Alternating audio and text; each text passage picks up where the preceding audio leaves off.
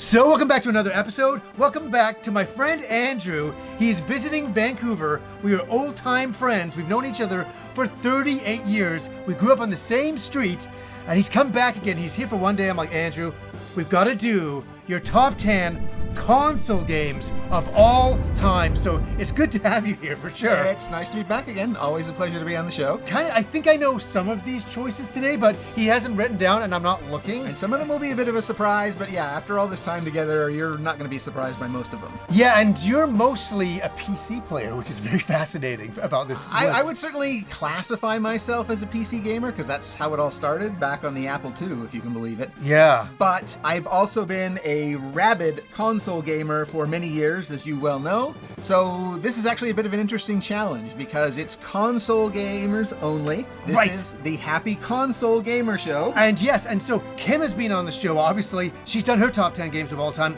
I've done mine. Rob has done his. It is your time today. And I'll ask you guys, what are your favorite console games of all time? Let us know down below, and we'll see if any of those are on your list today. And if they're not, you're dead. Yeah, you're never coming back to the show. You're out of here. We're good. So that leads us into it. What is your very first game? And are these in any kind of order? So these are roughly chronological. I haven't actually gone back and checked specific release dates, but at least by generation of platform, I think they're chronological. Right. Interesting. So we're not going from like 10 to 1. We're just going as they were kind of released. It's hard enough to find the top 10 games. I couldn't possibly rank them. That's okay. That's okay. But let's start off with your first game. What is your first game? Number 10, we'll call it. So we're going to go way back in the past, and it's basically going to be the first console game I ever really loved. And it's Advanced Dungeons and Dragons on the Intellivision. Really? I wouldn't have, I wouldn't have even thought about that. Most people don't think of something that old as like an Atari or an Intellivision when they're thinking about favorite games. But the reason why this game so latched in my mind is because it was the first time I played a game on a console on a television. And I really got the appeal. For people who don't even remember this game, it's so old. You run around as this little character in these little mazes, and you've got a bow and arrow, and it just builds a little maze map around you, but there's also an overworld map where you can connect between mountains, there's rivers and forests, there's tools, so it's almost a Metrovania kind of thing.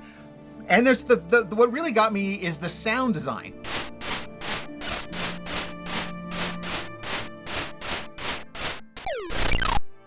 So when you're in a chamber next to another chamber that has a monster, you hear little hissing sounds if it's a snake, or the rumble of the dragon if it's a dragon, or like little mouse noises if it's a rat.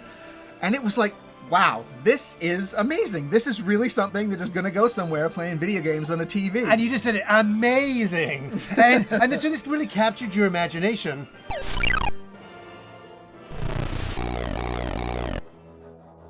And I've got to ask, is this the game that we had the thing over? It absolutely is. Okay, so I told this story at Andrew's wedding, and I'll tell it again today. Back in the day, what year would it have been, 1988? It probably would have been 87, because it was first when I got there. Was it that long ago? Yeah. Oh my God. So I was a very funny kid back then, still am a very funny kid to this day. And so I went down to Andrew's place, and he was playing this game. And we were having a little bit of a back and forth. I don't know what it was all about, but he was bugging me, and I was bugging him, and I was getting agitated. And I said, you know what? If you keep on going, I'm gonna switch off your game. And Andrew at this point was very, very far into his game. And he's like, oh, you won't do that. And so I was convinced he wouldn't do that, because what kind of reprehensible human being would turn the power off while their friend was in the middle of playing a game? No one would do that, right? Nobody that I know, except for me. So what ended up happening was, I was sitting there and I'm like, oh yeah? And like we're heading back and forth, and I put my foot right to the power button.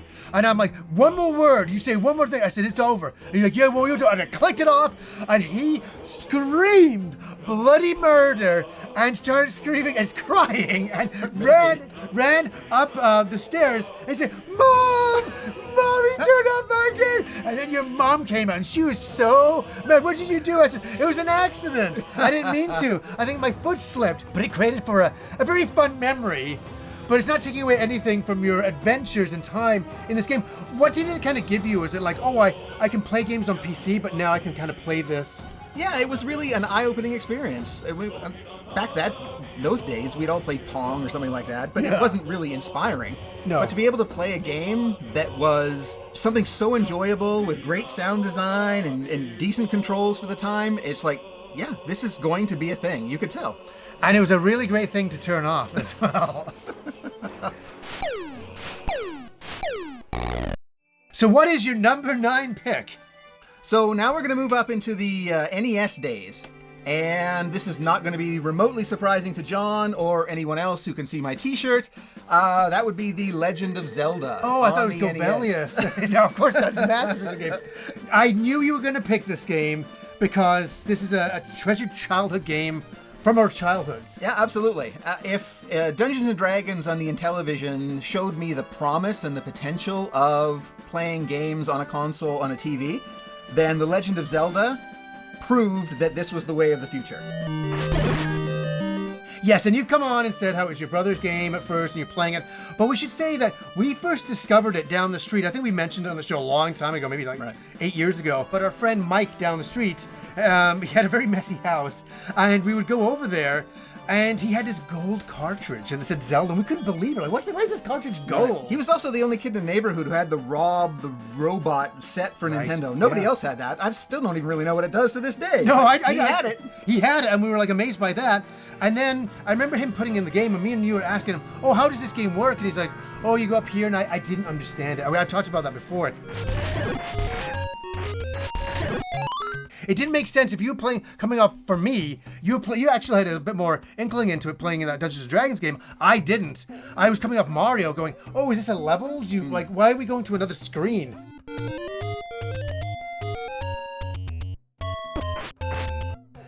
It was too big and too amazing for me to understand at the time.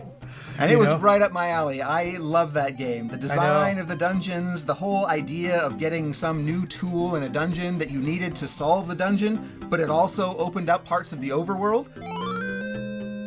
Just brilliant. It blew my mind that someone thought about such a genius idea. I know, back then. And it's one of those games I've gone back to over the years. And there's like a few summers back, I'm like, I just turned it on and I just went through the entire game. Yeah. And I was just like, this is the game design is so perfect in this game. It's brilliant. Yeah. And so, big, good choice for The Legend of Zelda. And I was one of the few people who actually kept playing and went on to do the Master Quest. I liked it that much. Yeah. Great game, great classic game.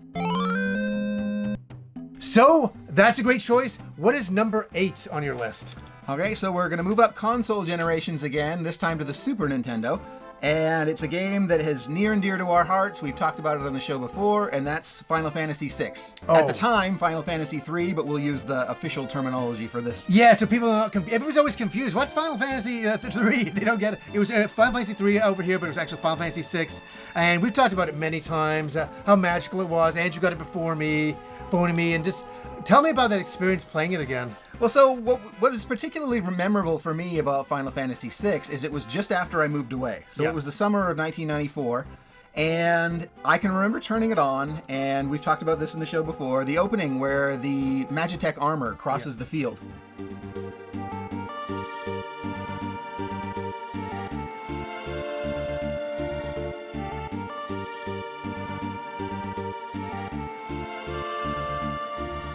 And I can remember picking up the phone and talking to John, and I was like, caught up in it. Super emotional because of all the stuff that was going on at the time, and how majestic that opening was with the music and the crossing of the field with the Mode 7 parallax. I know. It was an absolutely amazing memory. And that's part of what makes a game somebody's top 10. It's not just a game that is really good. It's also a game that can strike you at the time because of other things that are going on. Maybe you just moved away. Maybe your firstborn child just came. Yeah. It's this emotional attachment in time we can have. Yes. That when we happen to be playing a game. Yes. And that game can now transcend. As great as Final Fantasy VI is, it is now transcendent for me because of the emotional ties for that specific moment in time. Yeah, that time period. And the funny thing is I have the same kind of moments. I know in a way when I look back on it, it was almost like all the because me and Andrew grew up on the same street playing every RPG together or separate. But it was all accumulating to that moment of that pinnacle of that, how great that game was. It was like everything that we loved And it's like, we didn't know it could be this good. Right. And it was that good. And I still consider that to be my favorite Final Fantasy game of all time. Yes. It is, as far as I'm concerned, a complete masterpiece.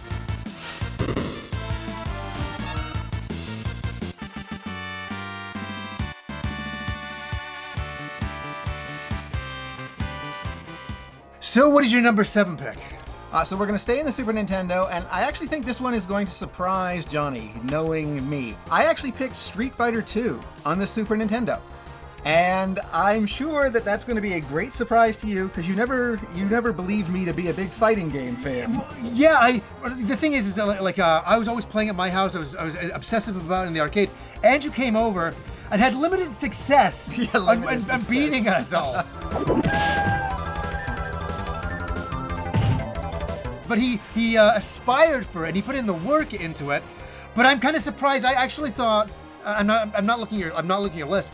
I kind of thought there'd be some other Super Nintendo games there, and not that one. And so you touched on the exact reason why it's on that list, is that because it was something of an event in the neighborhood, and the fact that I would spend as much time as I did trying to reach Johnny's level, practicing. And I can remember being in my bedroom practicing every night, trying to be good at Zangief, because I basically gave up on Ken and Ryu. I tried to get Zangief to be the man. Yeah. And I poured so much heart and soul into that, and I was never very good, certainly not compared to John.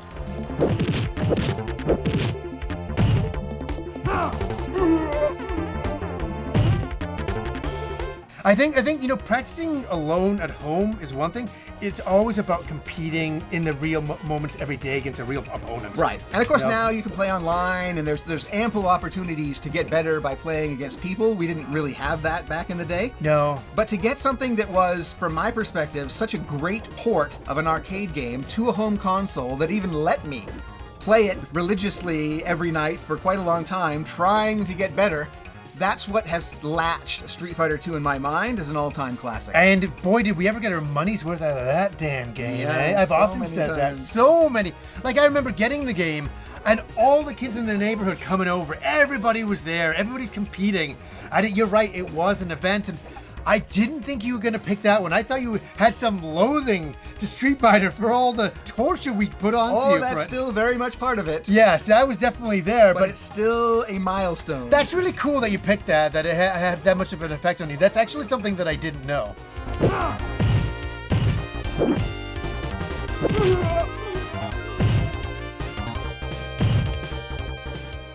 So we're now at number 6. What did you pick for number 6? I'm thinking something. I wonder if it's going to come in or not. So we're still going to be on the Super Nintendo. Okay, here we go. And it's not going to be a surprise to Johnny. It's A Link to the Past.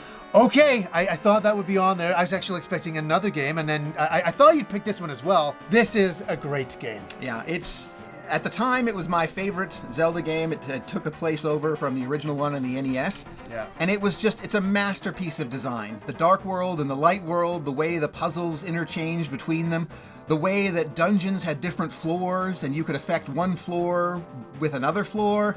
It's brilliant. It's just brilliant. It's funny, I've actually had some people say to me, wow, how did you finish that game? Because there's some people who've gotten older, they went to play for the first time and they're like, I couldn't figure any of it. How did you figure it out back in the 90s? And I said, we had nothing but time. Right, yeah. There were I can particularly remember one of the ice-based dungeons being really devious about sliding blocks, and it was, and the water dungeon was a beast. Oh my God. But I'm not capturing all the footage for this, by the way. I'm not going through the game again to capture footage for this, but when you only have one game to play and that's the focus, then you find a way. Yeah, and that game, we've often said in the show, because Andrew's here, we're all getting older now, I still like to reminisce about it, knocking on Andrew's door. Hey, why is Andrew not coming to see, why is he not answering the door? And he had A Link to the Past. And I came in and it was just like, oh my God, I couldn't believe that you had this. And then I went home begging my parents, hey, Andrew's got A Link to the Past. And they drove me up. I'll never forget. Do you know what's so crazy? I'll never forget the drive up. My dad drove me up to Guildford Mall, and what we were listening to on the radio, the songs that were playing. I remember the exact song. Getting there and picking my copy, coming home, closing the blinds in my bedroom, and going, oh, and hearing that do-do-do, that music.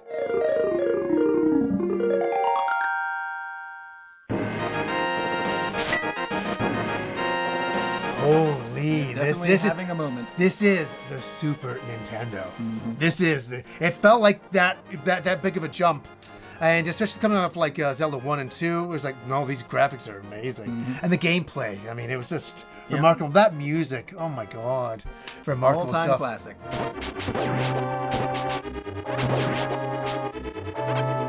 So we're at number 5, and I'm wondering if this is going to be the game that I'm thinking about, that I think should be on the list, that I think that you like.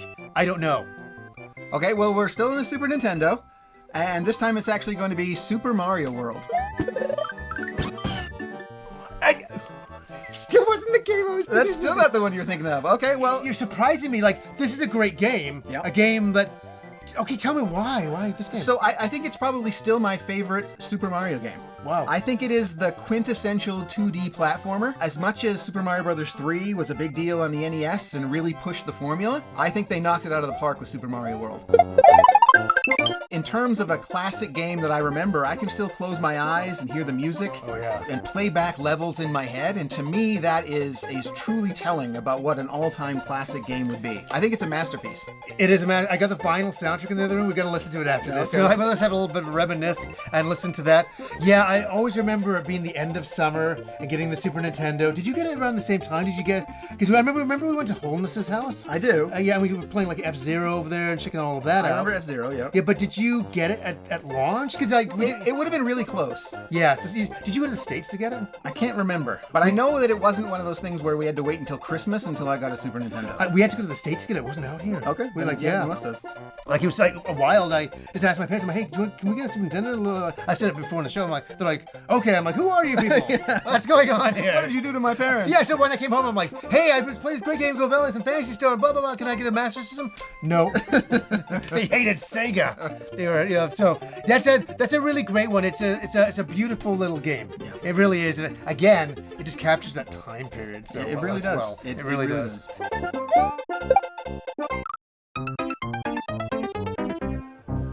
Okay, Andrew, we're at number 4. Will it be the game that I'm thinking? I'm thinking that's not going to be on your list, and I'm surprised. I don't think it will be, because now we're going to move on to the PS1.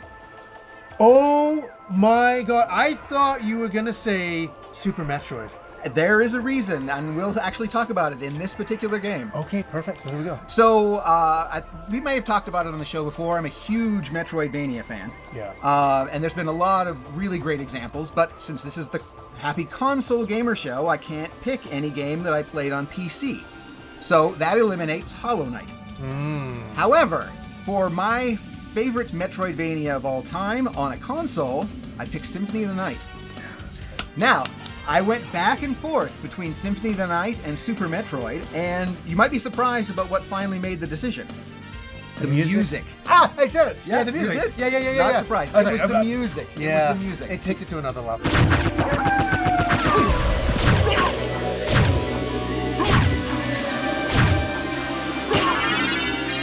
To get a fully orchestrated CD soundtrack on a game that played as beautifully as Symphony of the Night, that's what took it over Super Metroid. In my mind. You know, I didn't think about it. This is not your top 50 list, right? Right. So you only had a short amount of lists. So some things had to get bumped. Right. Because I kept thinking, it's going to be Super Metroid. And when you said Super Mario World, I'm like, that's what threw me off of that. Yeah, and the trouble is, of course, when there's a lot of games in a series, and I end up selecting multiple of them in my list, it's kind of hard to pare down. No, it cannot be! There's another one that was not on your list, and I'm surprised that I'm going to bring it up now because we've already passed the console. Sure. Why is Fantasy Star 2 not there? I also really thought about that too. It was written on my list, and Phantasy Star 2 is a game that I absolutely love. It's a game that's tied to a very special point in time for me, but I was focused on this list on games that I have repeatedly played and gone back to over and over and over again. Yeah, that's in there, like, and spiritually, but it just got bumped down. Right. I mean, maybe if it was a top 11, it probably would have been there. And the reason why is because I had this saved. I've already given this to Andrew in the other room, but I had this because I knew Andrew loved the game so much. I had this printed for him. It is the original artwork for Phantasy Star 2 with none of the logos. This is the original artwork. I had the original high definition file of it.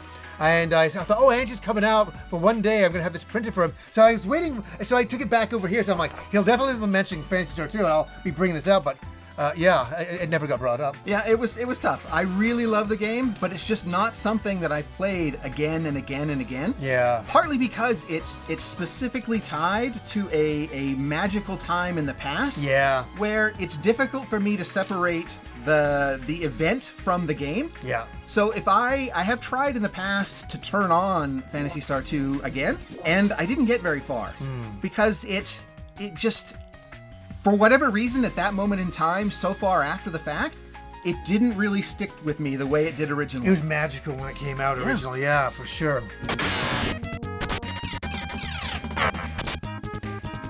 Okay, drum roll for number 3, because I'm giving up guessing anymore. I'm done guessing. What's number 3? So we're gonna jump console generations again. We're gonna move to the PS2 this time. Okay. As Johnny knows, I don't think we've talked about it on the show before, I'm also a huge fan of open world games. And there have been a number of bangers over the years, and it was really hard to pick one particular one. But I actually ended up on Grand Theft Auto San Andreas. Oh, interesting. I wouldn't have thought of that at all. And the reason I picked that, I mean, there's a whole lot of great candidates. I'm also a huge fan of the Horizon Zero Dawn games. But yeah, I picked GTA San Andreas because it was the first time I really felt like I was playing a life simulator. Yeah. It wasn't just about going from mission to mission or unlocking checkbox items on a world map. I felt like I was living the life of this character. Right. You know, tattoos and working out to change your physique, and you could get bigger, but that had consequences and benefits. It felt like the gaming equivalent of playing someone's life. Yeah. And it was the first time. There have been others since then, actually, including some of the Grand Theft Auto games. But GTA San Andreas was the one I put the most time in, and it was the most revelatory to me to experience a game that is basically a life simulator. That's fascinating. For me, it was Vice City. I know that's because of, like you said earlier on with Castlevania, because of the music. Yeah. The music was so good in Vice City. I was just like, I'm just driving forever because I just want to listen to the radio station. So I didn't see that coming for you. I didn't know how much time you put into that back in the day. A lot. It must have been a bunch, yeah, for sure. Hey man, who's the stupid puto on the roll? So we're down to number 2. Take us there. We're moving console generations again. Now we're up to the Nintendo Switch. And surprising no one and completing the trifecta, Zelda Breath of the Wild. Yes, I agree with this 100%. I remember people were mad when I did like a top 10 games of all time and I had Breath of the Wild as number 1. They were like, where's Phantasy Star? Where's Phantasy Star? I'm like, well, that's spiritually there too. Phantasy Star will always be spiritually there. But Breath of the Wild had created such an experience for me. To take the formula that they had defined for so many years. Yeah, from this. Starting here in 86, I think is when we played this. Yeah, 86, 87. Yeah, and to so reinvent it in a way that at least I totally did not expect. No, none of I us did. never figured Nintendo for a company that would chase a trend like an open world game, and then to take their precious property, Zelda, and attach it to this grand experiment of open world gaming that they had never really done. I would have lost that bet. And it's an absolute masterpiece. It's an absolute masterpiece, for sure. Even on the Switch 2, with the 60 frames a second, it's like, wow. I wish it was like that to begin with, Yeah. for sure. Just the magic of it. There's just a magic of that game. Just running around, you're like you just, it's just like, I don't know. It's just, we could sit and talk for an hour Absolutely. about why Breath of the Wild is incredible. And not to take anything away from Tears of the Kingdom, but I love Tears that. of the Kingdom was an evolution of the Breath of the Wild formula. Yeah, that's a good way Breath to of put the it. Wild was an absolute revolution. You're right about And that. that's why I think it deserves a place in anybody's top 10 list. I do, and I think a lot of people, when I first said it, they're like, "Has he lost his mind?" People were mad. People were genuinely angry. They're like, "Johnny, why is he's going for a modern game?" It's like, well, yeah, because I'm 51 years old, but I'm not caught in the past. Right. Me and Andrew have never just been caught in the past. We're not like, oh, there's no game better than Ultima. That's how you played a PC back then. We were always looking for the next big thing because we love video games. We like new experiences. And I think we were both shocked by Breath of the Wild, as you said. It was like, what the heck is going on here? I did not think Nintendo had it in them, and I'm so glad to be proven wrong.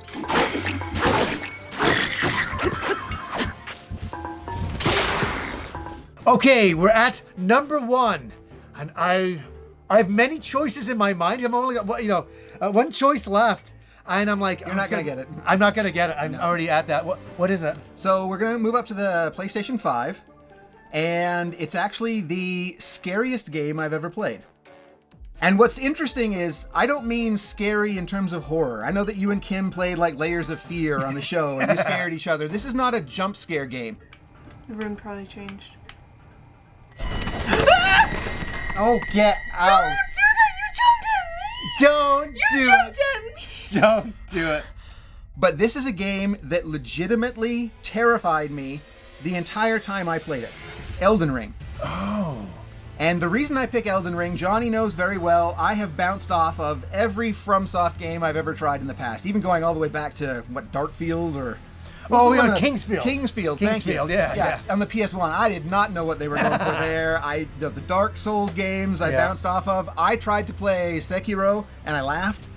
And it was brutal. It was absolutely brutal. But Elden Ring, I don't know why, but I stuck with it.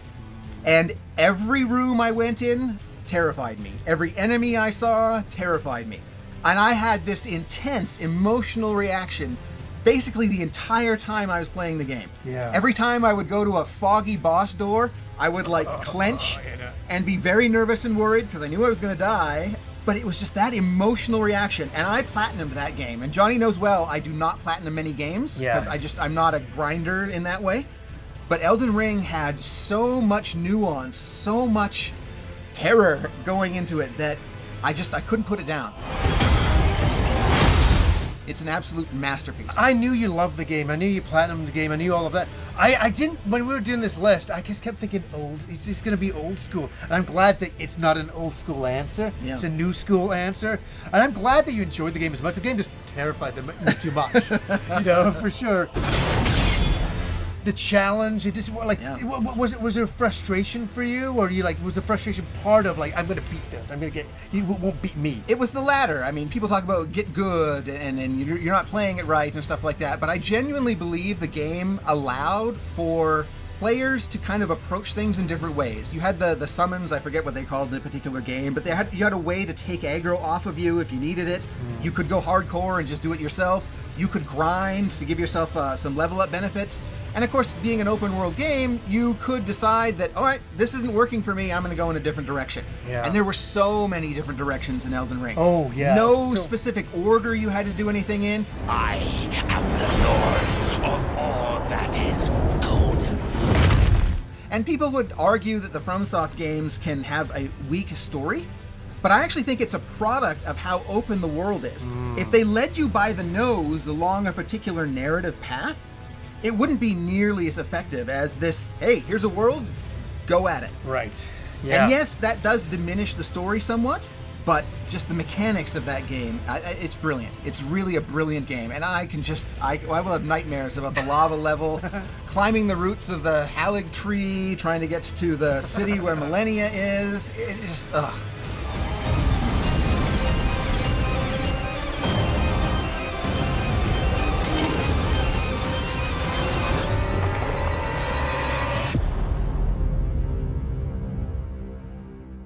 I love your list. I love your list because it's your list, and it's had some surprises for me.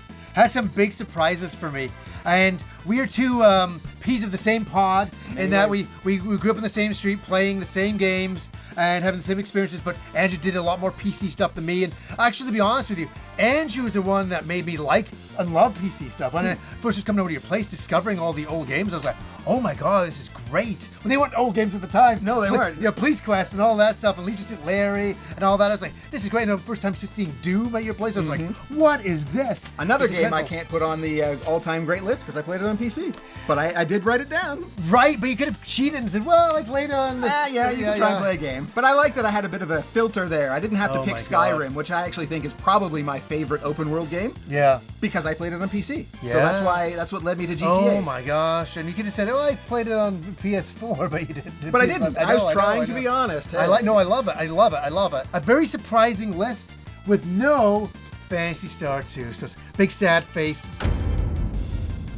I was surprised that Secret of Mana didn't make it on the list. It was close. That's another one with an absolutely brilliant soundtrack. And Secret of Mana, it's very special because we played it together. Yeah. Being able to play that multiplayer game. Yeah. But, you know, it's not a top 12 list or a top 15. Well, I won't give you your present then. I got him a Secret of Mana shirt. You lose. Yeah, I got him this great Secret of Mana shirt. And I was waiting for him to say it, and we were already past to Nintendo. But that's okay. You can have the shirt anyway. Yes, luckily you don't have the Elden Ring whip next to you. It's great. So we'll ask you guys, what are some games, what are your top 10 console games of all time? No cheating, no putting PC games up, just kidding. But let us know what they are down below. So anyways, guys, until next time.